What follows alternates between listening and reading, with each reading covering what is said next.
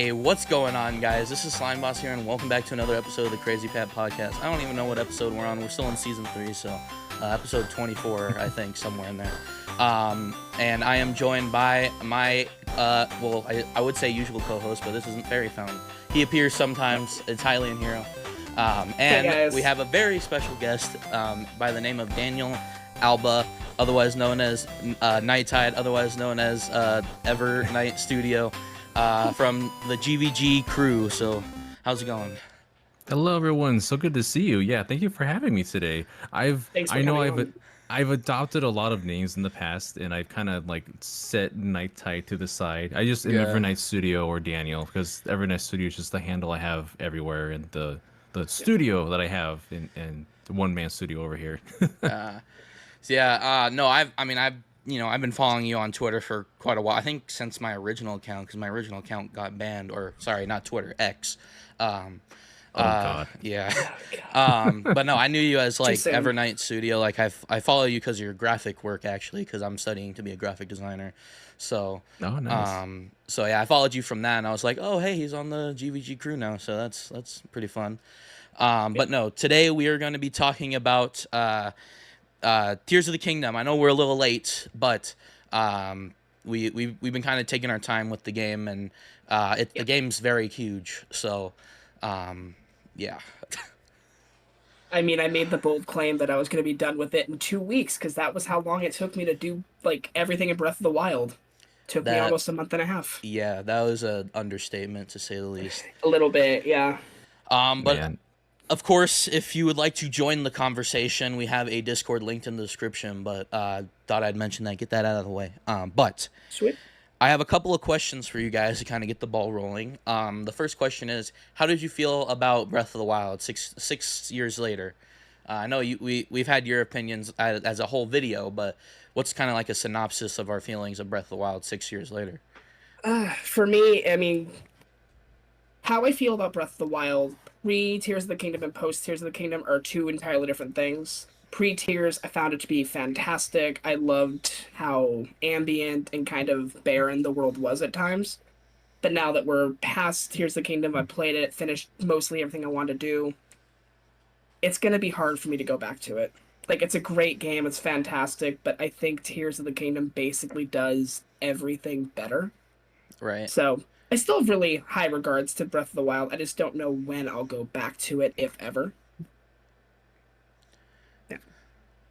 Man, both of these games are something else, because when you play Breath of the Wild, like at the time, it was just a revolutionary title that changed the scope and landscape of games to the point where games now are kind of being compared and contrasted with it. Like, how Breath of the Wild does this feel with this open world feeling? Yeah. And to think that 6 years later the game would feel like an alpha or a prototype of what Tears of the Kingdom would become is mind-boggling.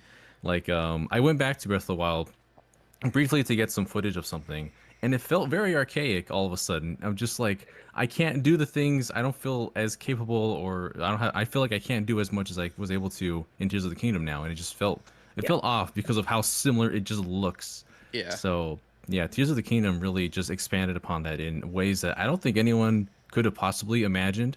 That lightning in the bottle striking twice, and now games are going to be compared to Tears going forward as far as like, oh, but does it have crafting? Does it have these kind of physics? We'll probably expect that in the years to come for sure. Yeah. Another thing too is just it's not just like, two lightnings in a bottle. It's like lightning in the same bottle, like twice. Like, that's even rarer than two lightnings in a bottle anyway. So yeah, I actually provide an interesting perspective, because not only was Breath of the Wild technically my first Zelda game, because I've always been a Mario guy myself, just never gotten into that side of Nintendo. It was basically Mario and Pokemon, but it was my first. Someone gifted it to me. They're like, it's the best game of all time, so I have to play it, and it didn't really, do it for me. I thought that the open world was completely barren. I thought that, the shrines were incredibly confusing, especially for my, noob-sized Zelda brain, not used to how, how Zelda works. And I was just left bored, and obviously a lot of my complaints were also stemmed, other people had the same complaints, like the climbing, or the climbing when it's raining, and the story not Yeah. being the greatest, and the weapon durability system. But I was just I didn't get to finish it, because even though I bought the DLC and I was gonna play it, but I don't know if I'm gonna have a hard time going back to it now. But it I just didn't really see what everyone else was seeing. At least, like, I knew it was a great game, but it was just like wasn't my cup of tea. And then I played Tears of the Kingdom, and wow, wowie zowie, as Mario says. Yeah. Yeah. We talked about this ad nauseum before the game came out, and I was really because you were unsure if you were going to buy the game when it came Yeah. out, and I was trying to push for that so much. Cause I'm like, I really don't see how you're feeling this about Breath of the Wild. This looks so much bigger. Give this a chance. And ultimately, I thought you were going to end up getting it and kind of feeling the same way until I kind of realized the content structure. How it seems like every one of your like bigger complaints was addressed and resolved. And then you told me like, "Hey, I'm like 50 hours in. I can't stop playing." And I Yeah. was thinking, I didn't see that one coming. So before we actually dive straight into the game, I have another question. How were you guys feeling, leading up to release? Because this, unlike like a game like Smash or Mario, like this hype cycle was weird. And Breath of the Wild was as well. And because Breath of the Wild, it was more like, all right, we know this is going to be a completely new game, but how different is it going to be? And then we got that answer. But this was like, all right, this is a sequel to Breath of the Wild. It seems like it's going to be the same world. So how were you guys feeling during like the 6 years of wait time? Because I was like, we waited so long, and what exactly was so new? How much was added to this game? How why is it taking 6 years? So I was a little worried about it as well. You know that I was super like optimistic about everything. Like especially leading up to release with those last couple trailers before the final trailer, everyone's kind of like, "This looks like DLC. This isn't really doing anything new. We don't understand the new building mechanics." I was always really optimistic about it because I'm like, yeah, COVID hit. I'm sure that like slowed down development a bit, but they still had 6 years. They were running on the same engine, same base world design. I knew it was going to be something big, but even then, it like surpassed my expectations by a pretty good margin.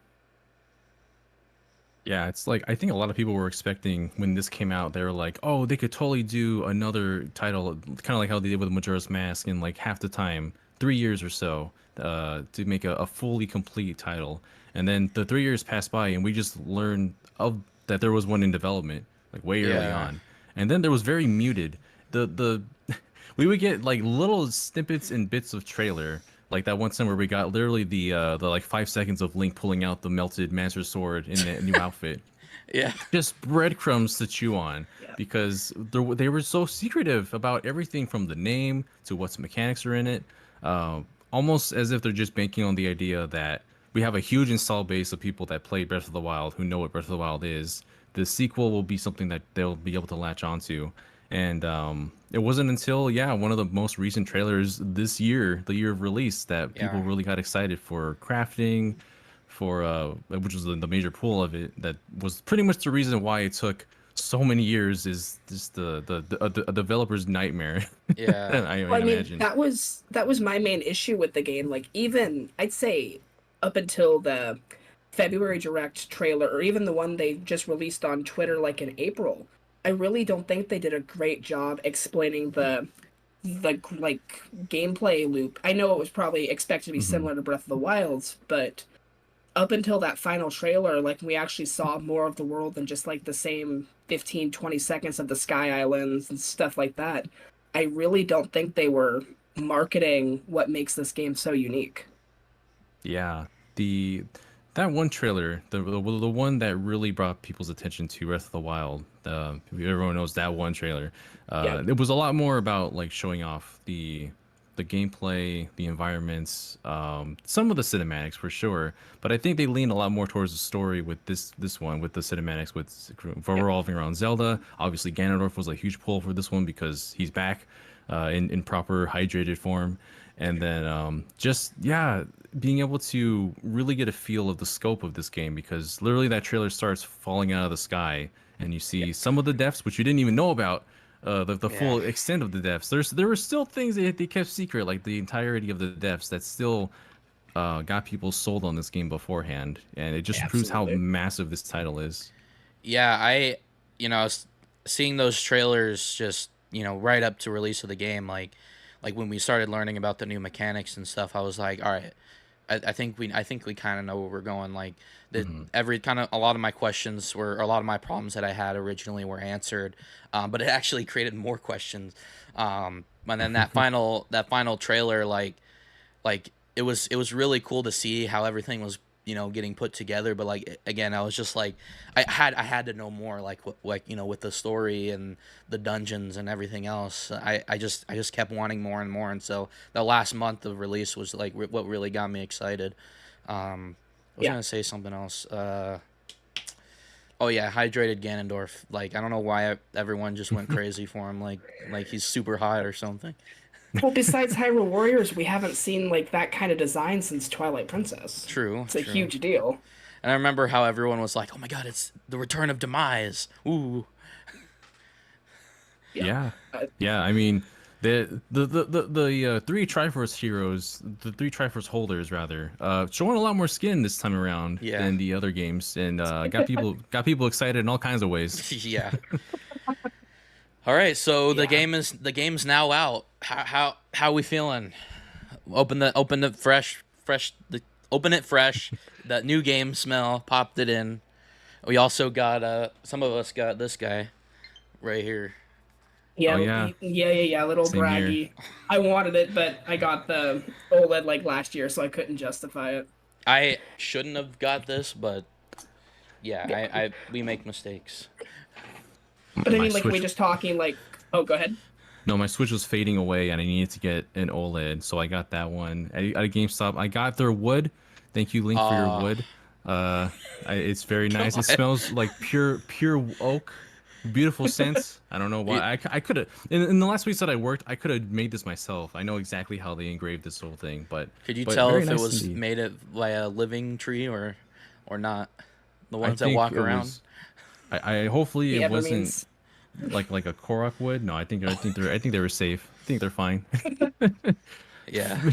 Carved from the Deku tree itself. Yeah, I didn't really Uh, know how the whole pre-order thing was gonna go. I went to the event, like mhm. whatever GameStop wants to call it, and I waited in line, and they're like, yeah, like if you pre-ordered it before today, then you get the plaque, but we only have a limited stock, so you only get like a 50-50 chance of getting it anyway. So Yeah. it was a little strange. But diving into the game, I Diving. mean, like I said, oh, haha. But I mean, it's completely exceeded my already high expectations. Just the gameplay's great. I will say I don't think the Great Sky Islands are as good as the Great Plateau was, but nothing but like compliments for like the opening 5 hours of the game. I thought it was stellar. Yeah.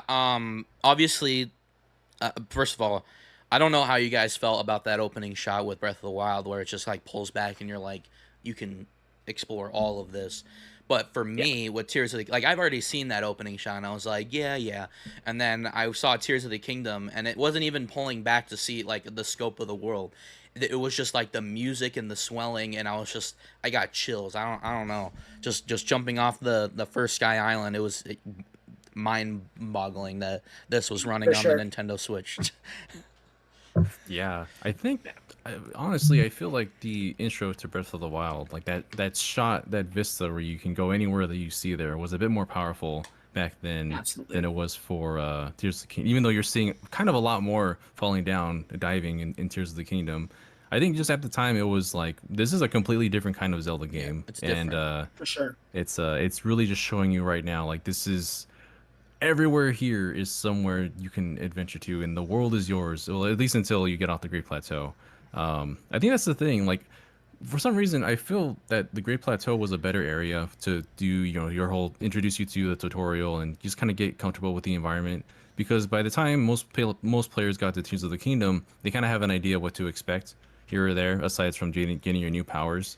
And so I think it was kind of a bit of a drag for those first hours until you finally get to Hyrule. I think at that point, once you land, that's when you like it gets more it compels you more to explore a bit, because this is the same Hyrule, but there's also a lot that's different everywhere. Yeah. From the moment you get to look out.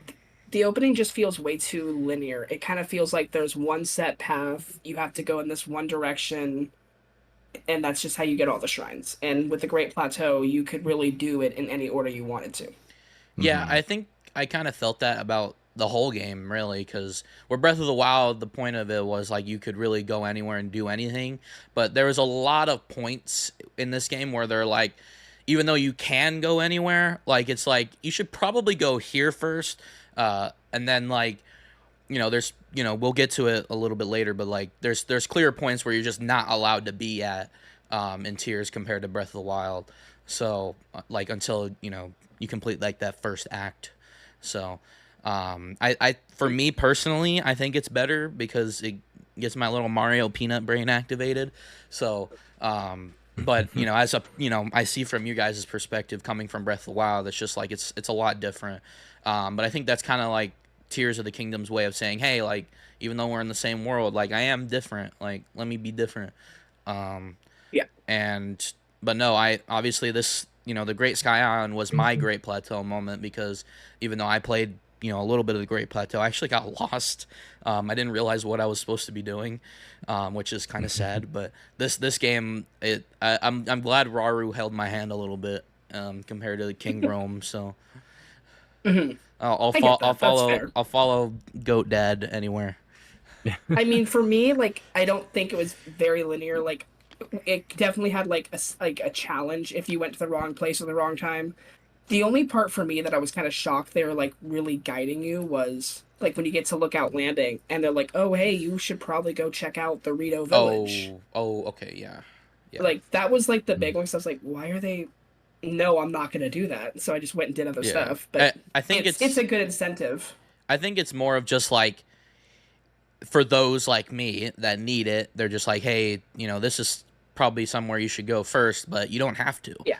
I will say there is a little bit of a blip between Great Sky Island and Lookout Landing where you basically have to go up to the castle and then go back. That was a little strange, I will admit, because even though you see that cutscene of Zelda, my people need me, but even though that was amusing, it was just kind of strange for how these games work. It's just like that one. It's really that one really really required area that you have to do. Everything else has kind of just been influence rather than actually telling you. And then on top of that, I knew some people that got to that point, try to go wherever they wanted, and they're like, "Wait, where's my glider? Like, how have I gone this long without a glider?" And then you have to do that one weird main quest. So. Yeah, that's fair. I think that's one of the drawbacks of the push and pull of having a narrative introduced, more of a stronger narrative this time around than the other game, because I think with Breath of the Wild, they tell you maybe you should go to Kakariko Village first. They kind of pull you along by the strings to tell you where to go first, and before they give you more of that open-ended experience. But it did happen a lot more with Tears of the Kingdom, it seemed like. Going to the castle, coming back again, that's when you get your paraglider. But once the world starts to open up, I think it does have that open-ended feeling. It just happens a little bit later than in Breath of the Wild. It feels a lot more strict as well in Tears. It's just like you go to the Great Plateau, obviously you're locked off to that area, but once you get off, it tells you have one of two choices. You could go to Kakariko, or you could go do whatever you want, and everything is open to you. If you want to know more about the story, you should probably go to Kakariko, but you really can go anywhere. Whereas in Tears, it's like, all right, you're at Lookout Landing, you have to go see the captain, and then you have to go to, like, I feel like it's just a lot tighter, like, where they want you to go there rather than, hey. Honestly, I think I appreciate them for doing that, because, like, yeah, as you said, with Breath of the Wild, you could go to Kakariko or you could do anything else. But I think it's if it's too open, it can overwhelm you with too many choices. Which is the problem I ran into. Yeah, and that's exactly it. With Tears of the Kingdom, like, you have this, like, somewhat of a structure, but then you still have this 4 areas, 4, like, dungeons, stuff like that. Go to whichever one you'd like. So it doesn't change it too much, but it is just ever so tighter. Yeah, and those are the moments where it feels like a Zelda game, where you're kind of going from place to place. And I really appreciated that. Mhm. So some of the issues that I had with Breath of the Wild, like I said, story, climbing with or sorry, story. I don't really care too much about climbing with the weather. That's more of everybody else's problem. But story, exploration, because again, I thought the world was pretty barren and there wasn't really much to do in Breath of the Wild, and just having too many choices, obviously. Whereas in this game, like, when they pointed me to go to the Rito Village, that's like the first thing I went to. Like, I beelined straight there. And then after that, once I got the first tower, I was like, maybe I should start getting all the towers, and that's where I kind of started to branch off. But after, getting those Zonai devices and the ability to fuse, like, those two basically solved all of my problems, because now I'm messing around with different ways to fly around, or I go to the tower, shoot up to the Sky Island, and then fly over to another tower. Like, there's Right. like, I always have like some goal in mind, whereas in Breath of the Wild, I'm like, there's way too much to do. Like, even though it's like about, Mhm. I think there's more content in Tears of the Kingdom, I felt like There's a lot I more. was able to control myself a little bit more. I don't even know. Again, like I said, I don't understand why I didn't like Breath of the Wild, and I do like Tears, but like something about it just like, maybe it was more of an incentive. I'm not really sure. That's why I'm like this weird anomaly when it comes to liking this game. Yeah. So what was your guys' favorite dungeon? I'll let Daniel go ahead and go. Hmm. Favorite dungeon. Oh gosh. I can. The one that felt most dungeon like as far as Zelda is concerned is in Gerudo, Yeah. because Yeah.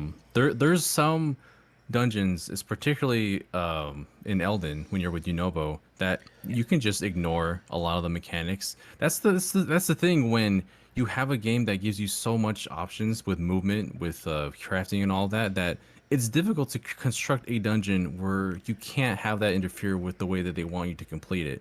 So Mm. like with the minecarts, people can just go and ascend everywhere, or just Yeah. build a glider to go from one place to another. But with Gerudo's place, when you're exploring with Riju, it's enclosed enough that it doesn't really play a factor into it, and you have to rely more on your actual abilities, and it's more like a just expanded shrine in Yeah. probably the best Absolutely. sense. So I think that's the one that I remember the most, even though the setting itself is just kind of, it's just Brown Town in there, Brown but Town. but I still enjoyed that one for the construction of it being most like previous Zelda iterations. Absolutely. Yeah, I agree with that. I can tell you my least favorite dungeon, and the Hello. most like what you call it, what are they called, the dungeons in the last game, uh Divine Beast. yeah, yeah, Yeah. Mm. the Zora one. Although Yeah. I will say that is my favorite story out of all of them. It actually like kind of Hmm. hit me. I was like I was like fuck.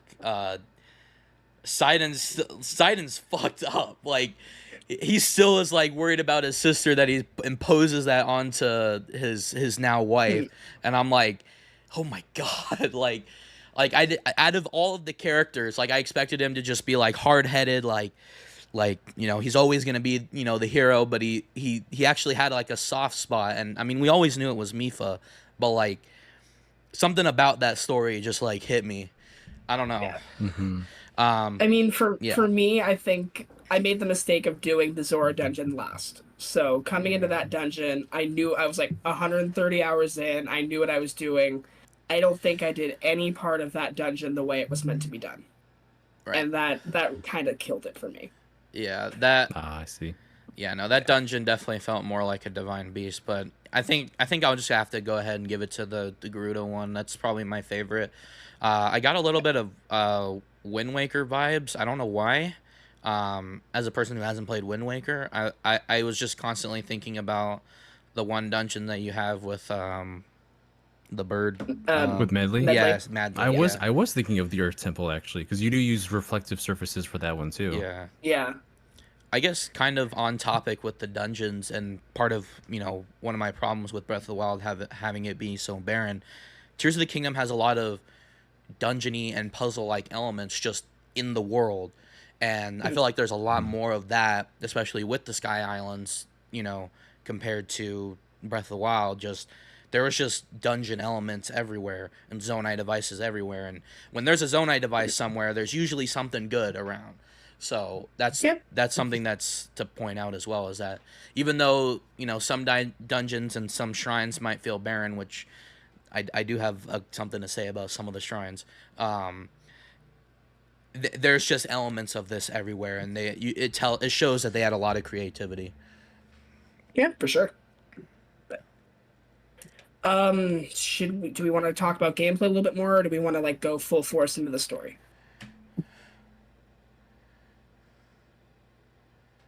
It's up to you. You said you had I don't something to know. say about shrines. All You said right. you had something to say about shrines, so if you So want to shrines. go for it now. And I guess we can go to the depths after this. Okay. Shrines. I've noticed a weird quirk, because at first I was going through the shrines and collecting them as I saw them, but then once I was getting right towards the end of the game, I started to have to go to ones that I've already seen and just kind of fill out the rest of the gap. And of course, we still have 30 more shrines, I believe, now, or like around about there. But I've noticed there's a lot of Raru's blessings, and seemingly a lot more than the blessings in Breath of the Wild. And part of me was disappointed by it, just because it was just like a freebie, but most of the ones had a puzzle in the overworld, which kind of balanced it out. But I don't know, I just noticed there was a lot of freebies. I don't know if that was like a Mario Odyssey situation, or... See, I don't know. Like, you say there was like puzzles on them, and there was absolutely for a good handful of like a good chunk of them. But I just remember like just randomly like paragliding or like skydiving like just to a shrine that I just thought was brand new, and it was just a blessing shrine because I either just completely skipped the actual quest or didn't realize one was there. Most of the ones in the sky are pretty good. They're attached to some sort of puzzle, but some of them, like, I think part of the problem was that because you know where they are because of the light routes, you're like, all right, so it's somewhere here. And then part of the puzzle is trying to find it, but you already know where it is. So if it's in a cave, you're like, all right, is there any caves nearby? You go in the cave, and then you find it, and then it's a blessing. It's like, that didn't really do anything because I already knew where it was because of the light route. So, right. Yeah, there was a sheer like large number of these shrines, so I didn't honestly mind that there were some of them were just like, oh, here's a freebie, take this one. Although a lot of them were attached to doing some kind of quest in the overworld. I think my favorite ones were when you guide the rock, the big old green stone. Yeah. There were some weird ones where you have to like construct a certain thing to help you guide it over there, or you literally throw it off somewhere and it lands hopefully in the right spot. Those ones I didn't mind so much, but yeah, there are a lot of them where they're just kind of planted there for you to find, and I think having the light routes kind of guide you there. Like, I guess if you're trying to just complete them all, that's fine because you can get there a bit faster. But as far as like the adventure of getting there, solving a puzzle, or doing the shrine itself, that does kind of take away from the experience. And the other thing too is that they just kept giving you the same thing. They just kept giving you a magic rod pretty much every time. And I still don't know what the magic rods even do, because I attached a ruby to them and it didn't do anything more than a normal staff does, or a normal weapon does. So I mean, I didn't really get to use the full power of them, so I'd get them and then just immediately drop it. Right. Especially post getting Master Swords, so. No, that's true. But I think probably one of my favorite rock collecting ones would be like the ones that are even though there's a lot of them, the ones that are attached to a boss, because not only do you have to fight that boss, but then you also have to find a way to get that stone to the area, and like, some of them are like, on the Sky Islands, and you have to fight the big Minecraft robot. Some of them are like down here or up here, and you have to like some of them are given to you. They're like, here's a bunch of rockets, now go. Some of them are pretty fun. Or the other ones that are like in the little caves, those are cool too. Yeah, I remember there's some where you see the rock just sitting in the open field, and then you go to it, and then a talus comes out underneath, and it's just like, oh no. There's one there was a couple good ones that were just like right in just caves, that you just be exploring the cave, and it's just right there, and you didn't see it coming. Just like, oh, I guess I'm doing this now. I guess I'm babysitting this rock to its home. God. I think they knew what they were doing with the Koroks. Like, it's pretty obvious that they allowing you full control of the Koroks. Like, they knew that you're gonna like burn them at the stake, crucify them, whatever. Like they knew. That's Oh yeah, that's for what they were sure. doing for the last year, just playing with the Korhawks. So yeah, the depths. I know you said they kind of teased it in the trailer. I didn't notice it. But that was There's a few little clips. completely out of left field. Like when we saw the Hmm. gameplay trailer and I saw the caves, I was like, oh, so there's probably going to be little, holes in the ground everywhere, and like the caves that we have in the game. But we essentially have a second Hyrule under Hyrule, which is something that Basically. we didn't even think about because we were so worried about the Sky Islands, which like those are pretty cool, but the depths are just like, like what the hell? Like wow. Yeah. This is like this is essentially the Dark World that you would Yeah. see in A Link to the Past, in A Link Between Worlds. Kind of like Or it's Termina. kind of the same as Twilight Princess's Twilight Realm, like just an alternate version of this world.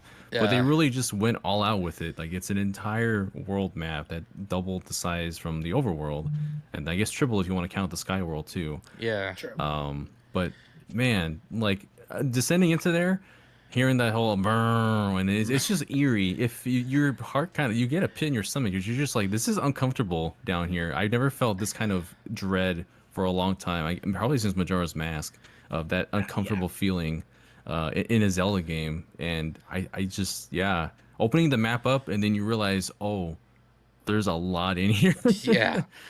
That because you're like, oh, what is this light route? Oh, it's a marker. Wait, let me open my map, and he just zooms. You're like, oh no. It's just like, oh my god. Especially for how because it's genuinely like I've never had this much anxiety playing a game than this because it's just like it's pitch black. You don't know what you're gonna see, and even though I'm flying around with my little hovercraft, like I feel like I'm gonna get shot out of an air by a goblin monster. Like what are they called? The big frogs. The frogs. Frogs, yeah. Rocks, Which yeah. apparently I think are in the animation or the CDI games, which I recently found out, or maybe it was just a That's Oh news boy. to me. trick of the or, Photoshop or something like that. But I saw it on Twitter, so it's probably not real. But Mhm. but there is something that was in the game in one of the animes or shows, which is the bomb thing, which I think somebody pointed out. Having the bomb on your shield. But anyway, Oh, yeah. sorry. Side note. Yeah, no, it's terrifying down there, and you never know what you're gonna run into.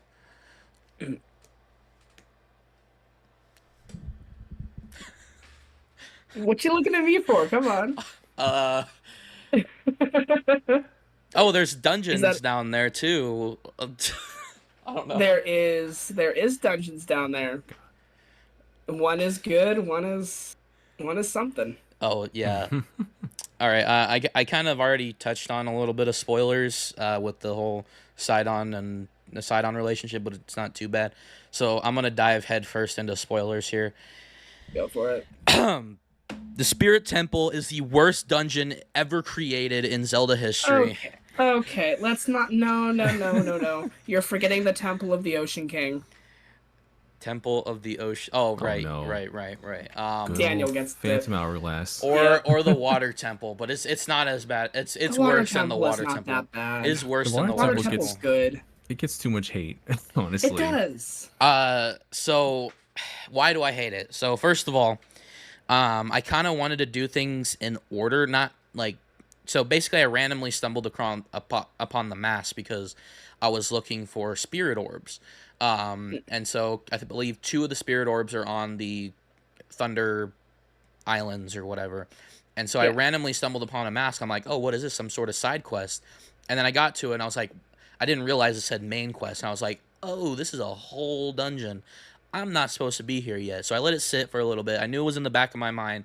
I was like, okay, so now we're getting essentially 6 dungeons, which is something I did. I mean, I think you told me before, but I didn't fully comprehend that it was going to be a whole 6 dungeons. And then I went back to that when they're like, all right, you need to go find the spirit, you need to go find Minoru, basically. Yeah. I went back there and I knew what I had to do. I had to basically assemble the robot, and I was stuck on the first one for actual hours because I was like, all right, I'm gonna look this up. I looked it up and I was still trying to figure out what I needed to do to get the body part across the bridge. I must be crazy, but it was way too I finicky and mean, way too specific. I didn't have too much trouble with it. Maybe I just got lucky. And so it's, that's just that first part. But then the actual dungeon itself, you assemble and you're like, oh, you're gonna get this cool robot. I'm like, I didn't know that. I didn't know that you're gonna be able to ride her as well. Pause on that. Uh, but when you actually, I'm like, oh, this is kind of cool. You get to, ride on the robot, whatever, and you can actually fuse things together. It was a cool concept, but it was just not. It's not worth it. It's not worth all Yeah, the I effort I never went through. found myself using it. It was not worth all the effort I went through, and then I got stuck on the boss too. It was just not a fun time. Yeah. It's like it's cool that they give you essentially a mech in a Zelda game. Yeah. Like the initial concept, the novelty of it is pretty cool. Using it in the boss fight, if you know, I guess you have to like fuse certain specific weapons and such to actually fight the boss. But beyond that, like I kind of just kept turning it off in the overworld. I like having the other four with me, the other stages instead. It kind of has a huge clashing. It's Yeah. just me and my aesthetic. It just clashes with everybody else on Yeah, there. I yeah, don't because use them unless I like, they're Absolutely. unless I spirits. need them. Yeah. Yeah, The other but thing too yeah. is that I tended to keep all the spirits on. So randomly when I'm walking in the overworld, I tend to activate somebody just wandering around and just like I can hear like I'm just walking around getting Koroks or memories or shrines and they're Sidon's putting water, making a water bubble, and like Riju screaming something. It's funny more than anything. But I heard a couple complaints about it. I don't know if you guys know who Nico B is. Excuse me, Hmm. Nico B. But he was saying it's probably better to be buttons like they were in Breath of the Wild, which I can probably attest to. Yeah. But it's really cool to have an army with you, and they fight It, with you as well. So it's a little overwhelming at times, just like having 4 or 5 of them out at the same time. 'Cause it's very difficult to actually activate the one you want without just stopping fighting and just wandering around for a few seconds. You gotta like run and catch up to somebody who might be running away from oh you my while you're god, trying to fight. Like if you could cycle through an option in the UI to just choose which one you want to activate, I think that'd be fine. yeah. Tulin's the only one that gets a pass because he's the only one contextually who flies with you for the air Exactly. Yeah, boost. and he Like doesn't that do one's anything on the land either. And he's the only one that's in the sky and not on the Mhm. land. So it kind of seems like an outlier. Yeah. But otherwise, yeah, I think there's just it's kind of hard to manage an army of 4 with you or 5 if you have that many out with everything happening at the same time because sometimes, especially during their boss fights, you need specific abilities to progress that fight. Yeah. And yeah, it just assign them to buttons or so that we can cycle through. That'd be a lot easier, honestly. I There agree. there was a moment in the water temple where I feel like everybody went to this one, the first one, which was underneath with the flame. Oh Um yeah. and I Hmm. Sidon refused to go down. He refused to go downstairs for some reason. And I apparently you can whistle and they come to you and it's kind of cool. He has like his cool little superhero animation. He flies in. Like he just does like a backflip. It's kind of cool, but he like refused to come downstairs for some reason, and I knew I needed his ability, but for some reason he didn't want to come downstairs. He was stuck on the top. I don't know. So it's cool, but there could have been a little bit of tweaks with that. Absolutely. Yeah. But I see what they were trying to do. All My right. biggest complaint is that they can't just be instead of the spirit form. I wish they were always just their actual entity, like the actual physical form Same. instead. Because they're like, It we just will looks fight nice. for you, and then they're like, here, have a manifestation of myself. Basically. But We can't travel, we can't leave, we have to stay here and look for Zelda. it does end up building up in the end, which we'll probably talk about because they do actually help you eventually. Yeah. But I guess we can go ahead and hop right into story if you guys want to take a hold of some story bits. Yeah. I was really worried going into launch day 'cause obviously that E3 2019 trailer we see them traveling underground trying to find like Ganondorf. I was really worried that was going to get cut from the game or Oh. like just be treated as like a memory cuz before the game came out people were kind of like thinking, "Oh, the game's going to start when you waking up in the Sky Islands and they're going to treat it like a memory." So I was very surprised and happy that it actually started with you full hearts. You have all the stamina. You have your master sword. just traveling with Zelda. I thought that was a really nice way to start the game. Yeah, and Yeah, we were both waiting for each other, and then we both talked at the same time. Go ahead. yeah. You start with it's interesting that you start with the I think it was 30 hearts at the Yeah. beginning of the game, and then by the time you actually finish the shrines, you have 40, so you have more than what you started with at that initial moment, and you have your full stamina wheel and everything.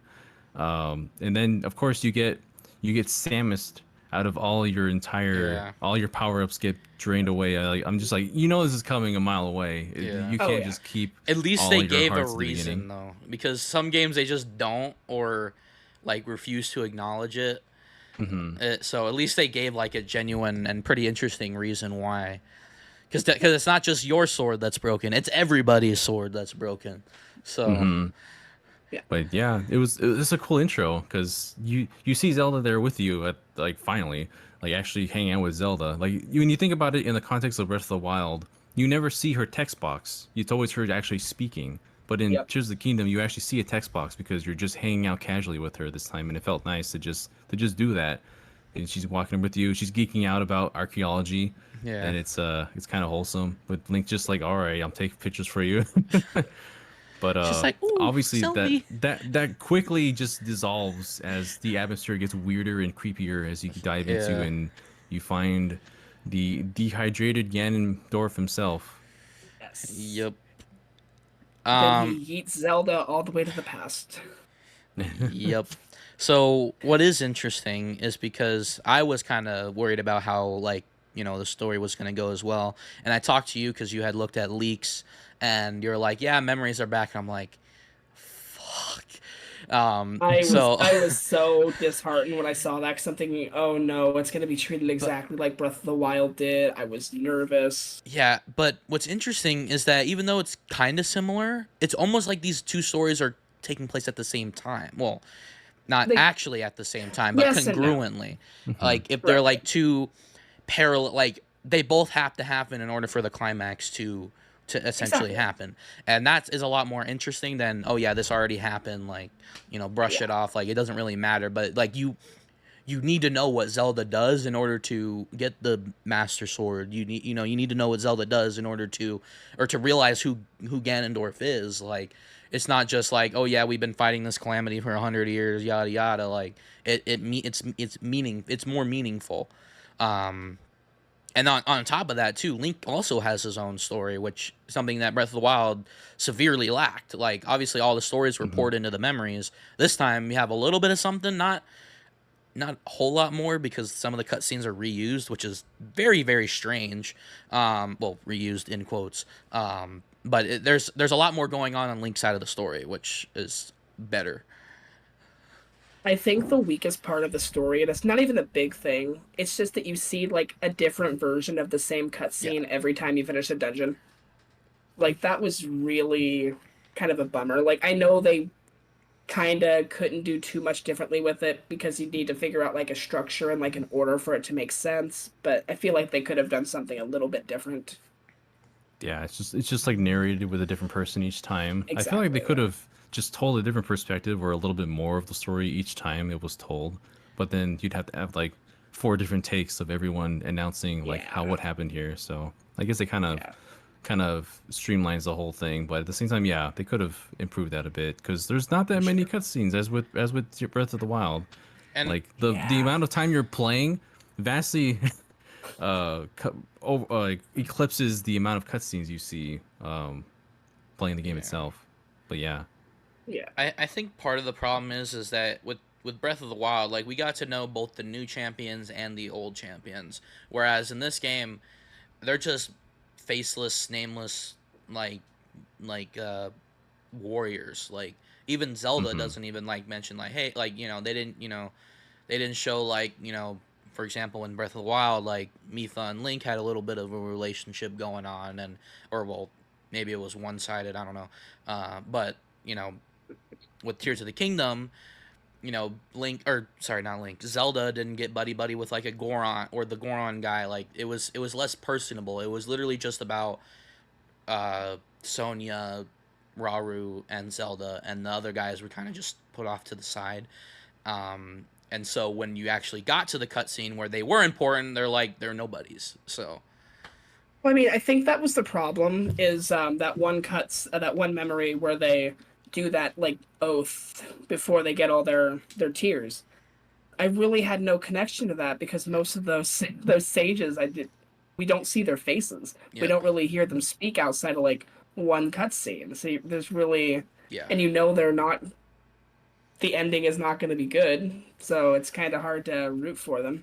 yeah. I feel Yeah. like they could have just personalized them a bit more, maybe had some interactions with Zelda, and then they don't even take off their mask until you see them in, when you're with the new sages.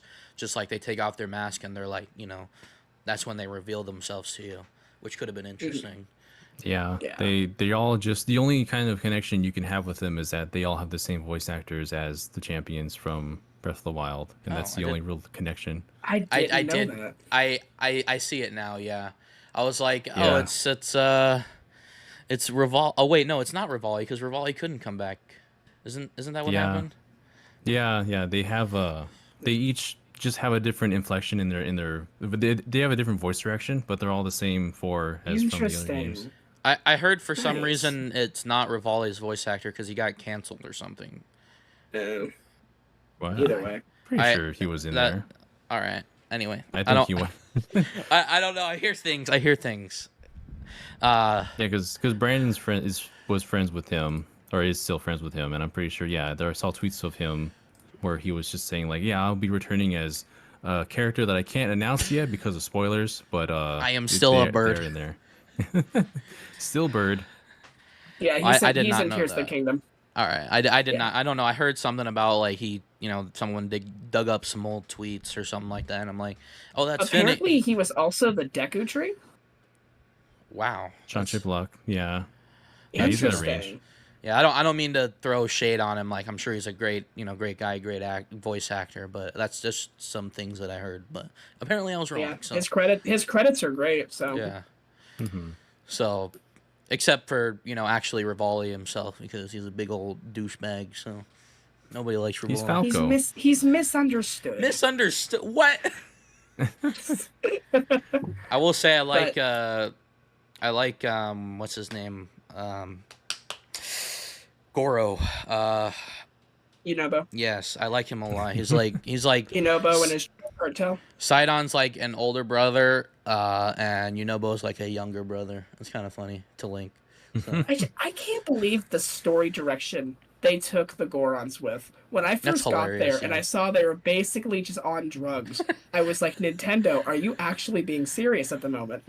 It's a political thing. Oh my gosh. Gorons were I was always- like, wow.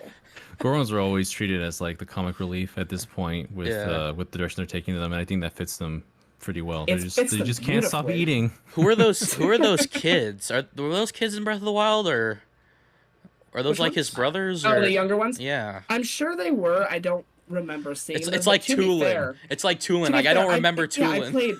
I played 300 hours of Breath of the Wild, and I maybe talked to Tulin twice. I didn't know who Tulin was. It's so funny because after that, like people started taking pictures of him, and he's become a meme now because he just looks so goofy.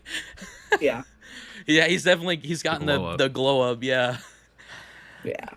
But how do you guys feel about how the past storyline was like handled? Do you think they could have done more with it? Do you think it should have been more of like a playable kind of thing, or was this the memories good enough? I think it was fine.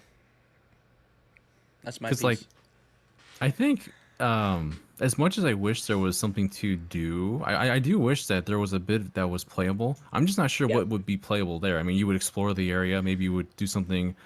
I always figured and thought it would be cool if it was something kind of like Paper Mario, where after you complete a dungeon or something, or you complete a certain area, you go and see Peach's perspective, and she does something that you control her with for us, just like a very condensed, a very controlled little area, and then you go back to your actual protagonist perspective. It kind And of Yeah. it kind of makes me think that if they would have done that, it would have been a lot more linear as well, because they're like you get to the first one, the first memory, because they push you to the Rito direction. You get the first memory, and then they tell you, go to the sacred temple or whatever, and you go there, and then there's an order to the memories. Like, they want you to watch these memories in order, because if you go out of order, like, you're gonna completely spoil yourself, which is something that Breath of the Wild couldn't really like, the memories there, like, you can kind of put them in the pieces in a line together, but it's like not that significant.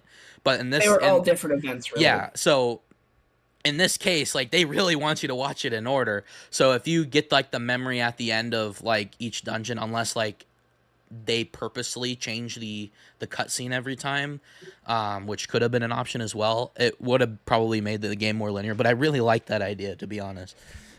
I mean, Yeah. I kind of wish that like the cutscene played, and then like you got like a little bit of time playing as Zelda, maybe not battling per se, but like walking around, talking to Sonia, talking to Rauru, like just kind of getting more insight and info.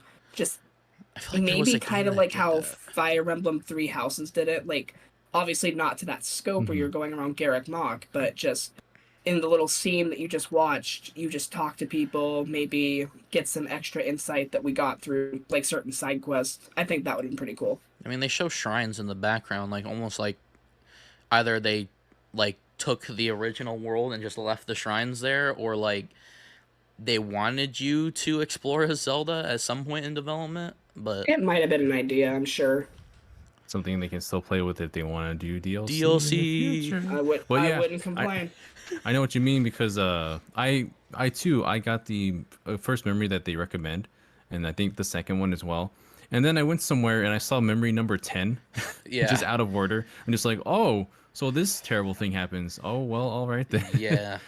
Yeah. So, but yeah, Well, I I feel think- like they could have definitely set specific points in the story where once you complete this task, they will just have whatever past memory It's supposed to come next. was lined up. Yeah.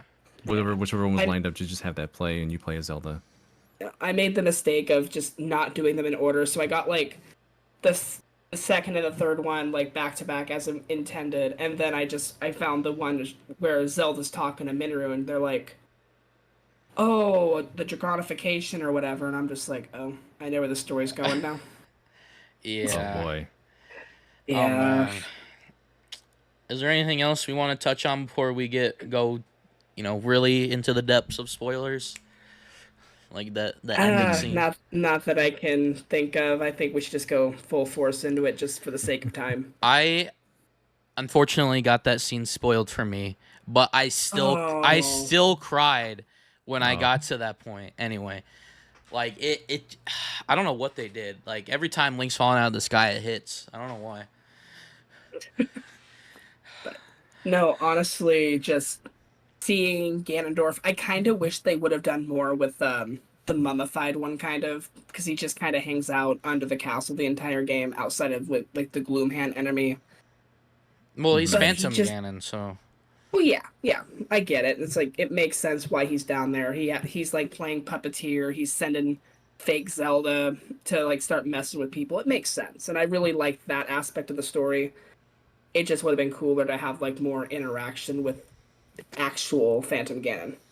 yeah, I think it's interesting how they took the story because, this whole time, like you could explore Hyrule Castle from the get-go, and you're like, everyone that I know a couple people that are like actively avoiding Hyrule Castle because they're like, obviously that's where the ending is gonna be.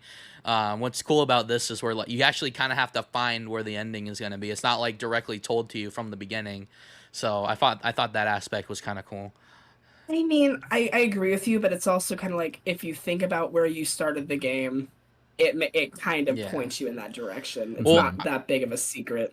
Some people thought it was just below Hyrule Castle. That doesn't mean necessarily the depths. I don't think some people didn't put two and two together. Well, I didn't at least. That's fair.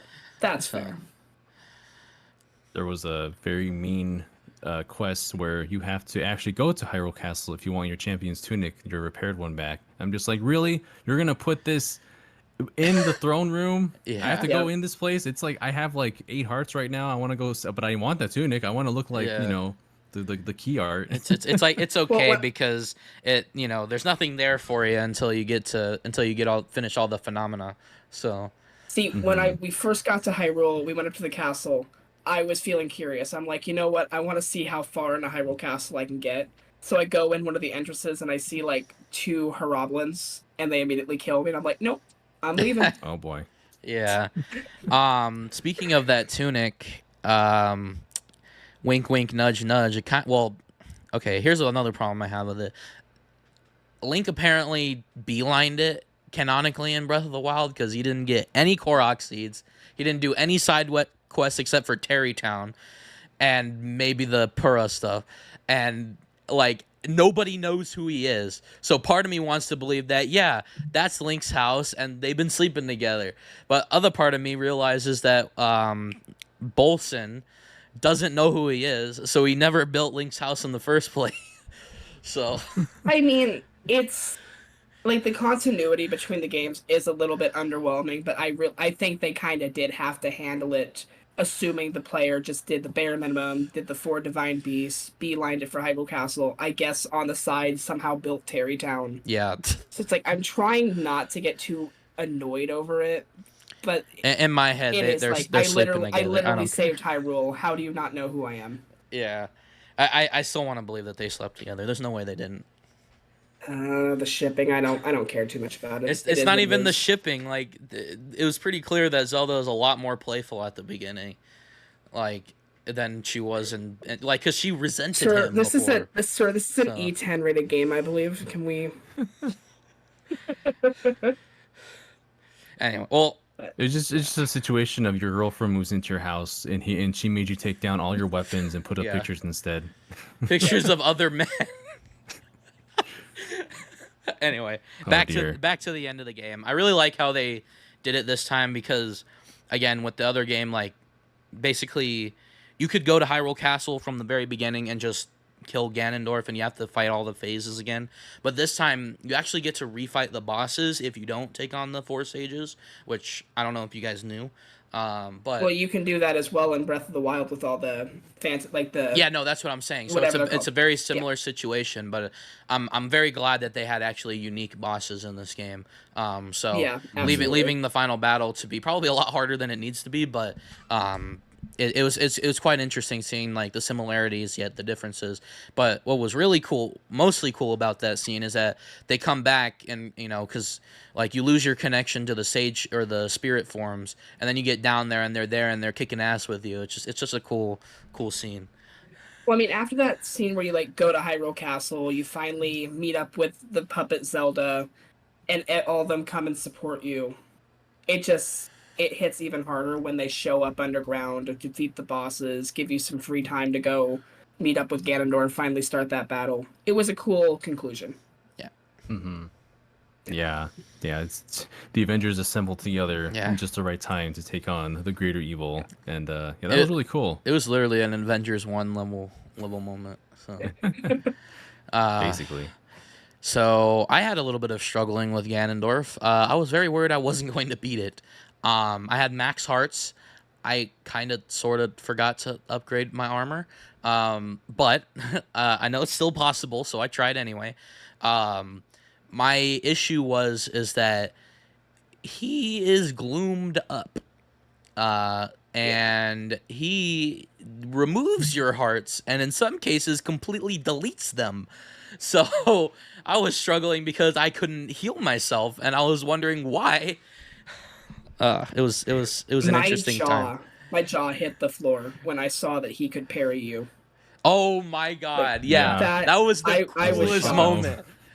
And the only thing that's kind of bad about this, right, is that the game doesn't prepare you for it, right? Whereas all of the other bosses in the game, and even in Breath of the Wild, are more like there's like a billion different ways that you can fight them. It's not really you don't have to focus on combat. You can blow them up with bombs, or there's a cinematic sense to even the mid bosses and the real bosses. Like there's only one way that you can kill them. There's a very specific way that you should kill them. Whereas with Ganondorf, it wants you to focus on the one-on-one combat, and you barely got practice for this unless you ran into Phantom Ganondorf with the hands, and again, the only one other instance with Phantom Ganondorf in Hyrule Castle. So they don't really prepare you for that. So it's one, a shock, but two, it makes it a lot more difficult because who really does regular one-on-one combat with a bokoblin. So And that's why I really enjoyed it, because it did give a challenge if you weren't ready for it. yeah, it gave me a challenge. I'll tell you. Shades of like fighting Dark Link in the Water Temple in Ocarina of Time, where he Yeah. can actually dodge your attacks and backflip, or he'll flip Yep. and land on your sword and then slash you. Oh, I forgot about Ridiculous. that. That was crazy. Yeah, but I had the same issue when I arrived to fight Ganondorf. I was like, I don't have many hearts left, so I did the fight. I lost, and so I pulled out my secret weapon, the Zonai cooking pot. I brought that out, and then I What cooked in with the boss? No, I right before Oh, I fought the boss, like right there. I guess I could have cooked for him too. Like, hey man, I want to chill out. I need a coal and let me cook Ganondorf. Let me I need cook. to have this right now. But yeah, those plants that remove gloom, I had just had to keep cooking those to actually have a chance to not die from this fight. So yeah, I did remember it last minute, and I looked up like what the recipes were, because I had a couple of sunflowers, or whatever they're called. I believe they're called Sundelions. sundelions. Yeah, Mhm. and I was cooking it, and I was like, it's not working, and I realized I was cooking the other type of gloom. There was the gloom healing and the gloom resisting. Yeah. And they're two Yeah. completely different things. And then I ran out of the ingredients, and I'm like, I'm not save scumming for this. I'm just gonna go head first, see what happens. Yeah. And I also had to cheese it with some gold hearts as well. Something that we completely brushed over was the whole callback to Skyward Sword, because I believe you guys talked about this, or GVG did in their discussion about it. Is that they had the callback to Skyward Sword with the rush of bokoblins fighting you, or like the Hyrule Warriors type moment in the game just before Ganondorf, which was kind of cool as well. And the fact that they all fight with you, that was just a spectacle as well. Yeah, there was a lot. There's a lot of Skyward Sword love here from scenes like that. The fact that early Sky on you do Islands. hear the chiming of the Master Yep. Sword, which is supposed to be like Fee talking to you, or Yeah. Fee just communicating, and just the fact that one of Ganondorf's forms is like a crossway between Ganondorf and Demise. Yeah. Like that scaly look with that's in flames. I which, honestly yeah. thought they were gonna just, finally for the first time just, rip the band-aid off and just start calling out other Zelda games instead of just teasing us. And I really thought like, oh, the Sky Islands are like a direct reference, and that there's gonna be an island that looks like, Great Sky, or not Skyloft, sorry. Skyloft.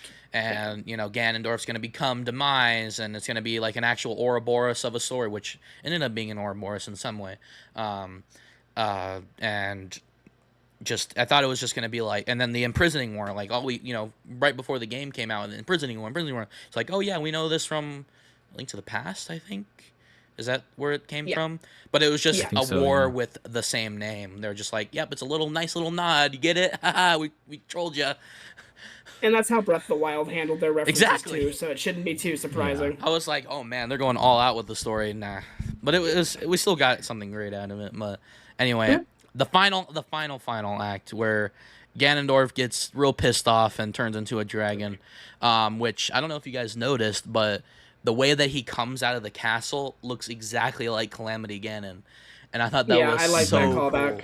cool. I was like, oh my god, it's Calamity Ganon, and it's like I some people are like trying to separate Calamity Ganon and Ganondorf. I'm like, the only reason why They're the Calamity same. Ganon exists is because he's under the castle and his sheer evil will just splooged out, and that's what the malice is.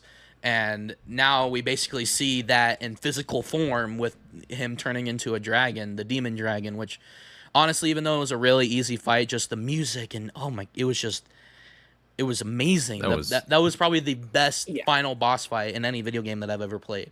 Even next to the music, it can hold a tie to Bowser's Inside Story sending, but just the sheer cinematics is way beyond obviously beyond think Bowser's I'm- Inside Story. I think I'm always gonna favor that 4-phase fight in Twilight Princess. I think that will always be my number one. Let me think. You have the beast, you have the horseback, you have Puppet Yeah. Zelda, then you actually have the one-on-one. Oh yes, I do remember that. Yes. Sorry, I haven't actually played those games yet. I've seen Let's Plays, so I'm sorry. Yeah, I'm like all the Zelda fans are cringing right now. But I mean, this final boss is fantastic. Like the first two phases were great. I think the final one was a little bit too easy, a little too repetitive. But was easy, comparing but... it to the Dark Beast in Breath of the Wild, so much better. Yeah, the first two phases were obviously meant to be like the actual final battle, Oh, and for the last one is meant to just be like the cool little cinematic fight. So, and I appreciate it. And then you get to ride. I need to stop with these terms. You get to Zelda helps you out in the final fight. Let's put it that way. You get to ride the light dragon, but Okay, you had to bring Zelda into this. All right. Sorry. But that final battle was definitely more so the spectacle of the event rather than the gameplay portion of it. Because as you mentioned, the fight before that was pretty much meant to be the fight that wraps up because you're fighting Ganondorf again, and there's multiple phases, and just I always love it when the UI gets played with, because when you're real quick to Ganondorf. You're fighting him, and then the health bar reaches to like the other end of the screen. Oh yeah, I remember that. Like, That was so cool. Just like, this boy is a tank over here. You're like, you're not beating him. Sorry, buddy. Like, try again next reincarnation. Like, oh my god. So this has to be canonically the most powerful Ganondorf, right? Clearly, the health bar went beyond any reach. But I always love it when a game will like play with the UI in that sort of way that just kind of breaks its own convention. Yeah. But oh man, that was so cool. But yeah, the dragon fight is pretty much my favorite ending sequence to a game, for Zelda in particular, since maybe the one-on-one with Ganondorf in Wind Waker. Just that one's also really good. The setting of that one, and just Ganondorf's overall tone and motivation just syncing with Hyrule in that game is just super memorable for me. And you get to still stab him in the head, so true. Yeah, it's just not a proper Zelda game if you're not stabbing him somewhere anymore. Yeah. But just the climax of having your arm fixed, having Zelda be brought back from being a dragon using, I'm assuming, recall from Rauru and Sonia, and then just ending the game with like falling and trying to catch her. That was so impactful. Like I said, I got that last scene leaked for me. So when I got to the boss fight and I was struggling, once I actually got to the dragon fight, I just breathed a sigh of relief because I was like, all right, it's over, right? And then I got to that scene. I'm like, I already know what's gonna happen, but I could feel my heart swelling, like I was gonna cry. And then I was so focused on the moment, and I forgot to. So the game prompts you, I think it's to hold A.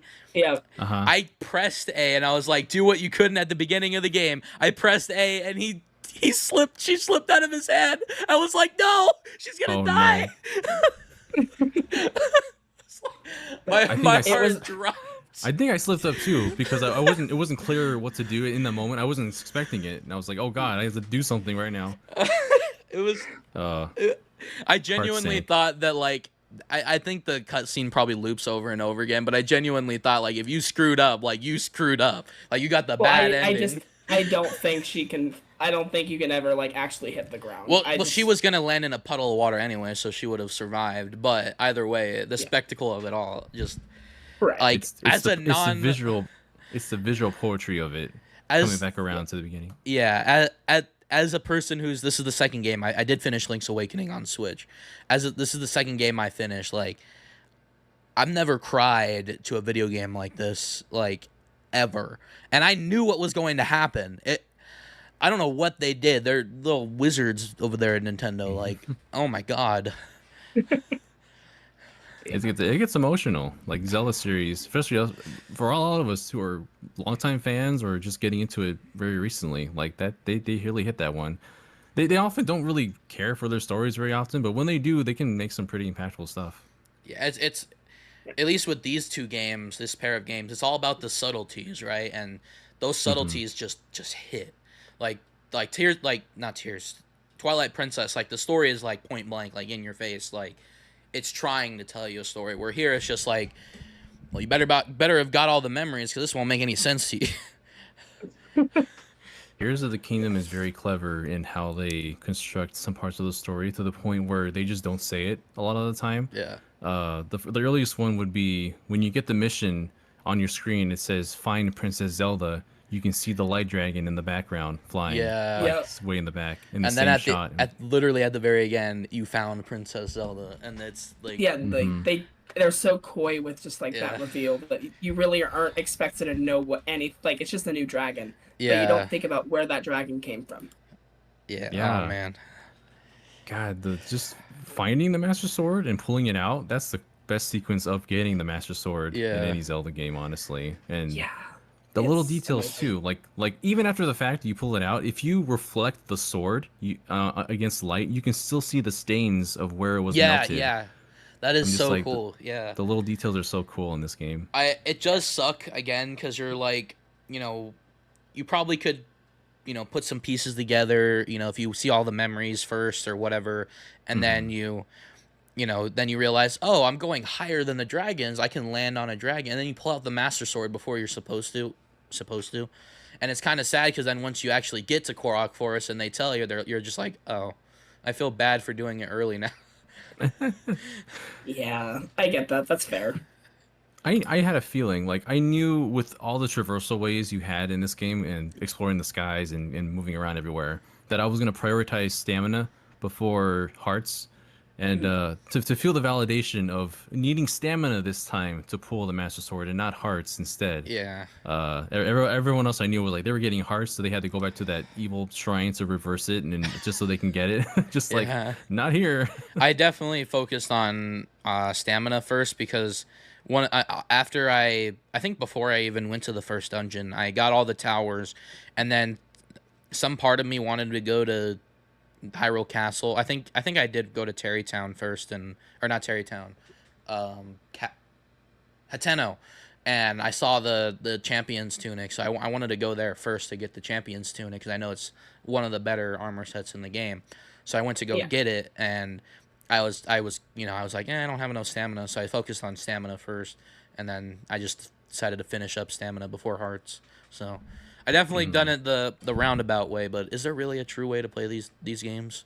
Probably not. No. No. It's You like can focus Minecraft. on story. You can collect all the Koroks before you do anything in the story, like the completionist did. You can just focus only on exploration. You can ignore the story if you want to. Yeah. It's fine. Sp- Zelda's waiting. Yeah, she's been She has she time. waited twice. Yeah. Another thing that's interesting too is that because I don't know if there was any incentive to go to Hyrule Forest in Breath of the Wild, but if you forget, like the Koroks will tell you, they're like, "Hey, I can't feel a connection with the Great Deku Tree. You probably should go there." Like if you just Hmm. stumble across them, like halfway through through going through the dungeons, they're like, something's going on there. So I like that. I don't know if that was in Breath of the Wild, but I thought that was kind of cool that they changed up their dialogue and saying, "Yeah, They each you have found me." they each have their like actual things. Like the Koroks aren't as vocal about it, but like obviously you fight that Phantom Ganon fight to heal the Deku Tree and Tears of the Kingdom, and you get the Master Sword in Breath of the Wild. So the Korok Forest in each game has its own significance. No, no, I was just saying like when you collect Koroks, the Koroks like Yeah, that are in the I don't world. think they talk. No, they do. Yeah. No, Well, I mean, in Breath of the Wild, you mean? Well, no, they talk. They just don't Oh. tell you to go to the forest. No, in Tears of the Kingdom, I had an instance where they changed up their dialogue and they told you to go see what was going on. See, So I did the forest like super early. Yeah, I did no. that like first 20 hours. I was like, I'm there. I want to figure yeah. that one I out. see. Yeah, so I was just completely ignoring, the Hyrule Forest at first, and then they started to tell us like, I didn't know there was anything wrong with Hyrule Forest. I hadn't even gone to that northern portion, the middle northern portion of the map. So, so I thought that was interesting. But yeah, is there anything else you want to say to wrap up this discussion? It's my new favorite game of all time. That shouldn't shock anyone, but I wish I could say it is. As much as I love this game, like I just can't. I can't give up Bowser's Inside Story. It is near and dear to my heart. I'm sure me and Daniel could probably butt heads about. I mean, well, me and you butt heads enough about Paper Mario. So yeah. Oh man, yeah, that series has had quite a whole history with itself. That and the Mario and Luigi series. yeah, Mario RPG's coming out soon. That'll be its own discussion. yeah, But yeah, this game, Tears of the Kingdom, I feel like I still have to give it some time to think about it, because Breath of the Wild and Tears, they're just different Zelda games entirely. For sure. They're meant to like reach a different kind of pool of players and to I mean, maybe not so much that, but like it's just reaching a different audience at this point.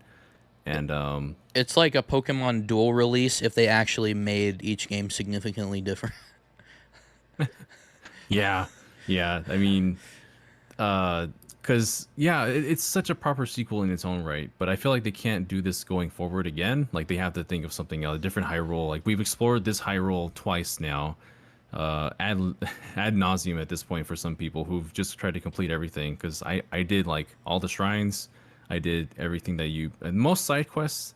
Just updated all my armor, at least the ones that I could get. So at this point, I'm just like, whatever we do going forward from here, I'm ready for like a different Zelda experience. Whether they, I guess, lean towards this formula in the future. I don't know what they could do with that going forward as of right now. Too early to say. But if they do lean back to more classic Zeldas like 3D and 2D that we've seen in the past, then that would be fairly acceptable too. Or something in the middle, honestly. Yeah. I was thinking, because we haven't had a proper Zelda remake per se, and something interesting that we could see is like a Breath of the Wild style Ocarina, which is an entirely new experience on its own. Like imagine if they cut off the story barriers and made Hyrule of Ocarina like twice as large, twice as big. That could be an interesting take as well. But honestly, knowing Nintendo, they'd probably just do Breath of the Wild again, just with a new Hyrule. So Yeah. So we're not going to see that until 2030 at this point. Yeah. when they Final Fantasy VII will be done by then. When they give you the ability to make your own game within the Zelda game at that point. Nintendo or The Legend of Zelda Labo. The Legend of Zelda Maker. We had something like that in Link's Awakening or for the Switch. Something like that. For that more. There's a lot of potential. This depends what the team wants to do from here. Eiji Aonuma is cooking here. I think, like Sakurai, I think they need a break. I think they need to sit for a little bit, maybe play some Mario Wonder, and then we can wonder about what Zelda has for us in the future. Get some other companies working on Zelda in the meantime. We had Capcom working on the Oracles and Minish Cap. We can have Grezzo working on something else as well. I'm sure we're gonna see like a ton of remakes too. In the meantime. Oh yeah. I was thinking with Link's Awakening, I was thinking like they're gonna do the Oracles games in this style too. They totally could. Love that. Yeah, that'd be nice. I loved Link's Awakening as well. But yeah, no. Yeah. I think that just about wraps up this discussion. Thank you, Hylian. We've been waiting for so long. I've been waiting to talk about this game for so long because I wanted to do it after he finishes his review. But after realizing I loved this game so much, I just wanted to talk about it. But thank you, Daniel, as well for joining us. I know it was kind of last minute, but I saw your tweet and I was like, it would be like almost perfect timing. So really appreciate you joining us today. Yeah. Absolutely, it's a pleasure to have you. And if you would like to plug, Ken. Well, everybody, my name is Daniel Alba. I am the graphic designer, art director for Good Vibes Gaming on YouTube. I work with them doing all kinds of fun videos, perspectives, features, podcasts once a week with the crew, with Derek, Ash, Steve, John, and Brandon, who I run our Twitch channel with, Good Vibes Arcade, at official GVG. So you can find me there, and also on Twitter at Evernight Studio. I just did a highlight reel very recently. I love to have some people check that out. Check the full version, linked to YouTube, because Twitter is it's a weird place, and it limits what I can put on there essentially. Limits what you can do anything on there now. Oh yeah. It is. Oh, it's a dumpster fire for sure. It's a cesspool. All right. Well, thank you so much for joining us. Don't forget, all of our links will be in the description right next to GVG's and Daniel's links. All that will be in the description. We also just launched our Patreon. We're way too small to have a Patreon, but I thought I'd make it just in case. But it's there. But you don't have to support us. We all have our own jobs. This isn't a job, so this is just for fun. Yeah. But we want to do some cool stuff, so that's what that's there for. Support the passion projects. Yeah.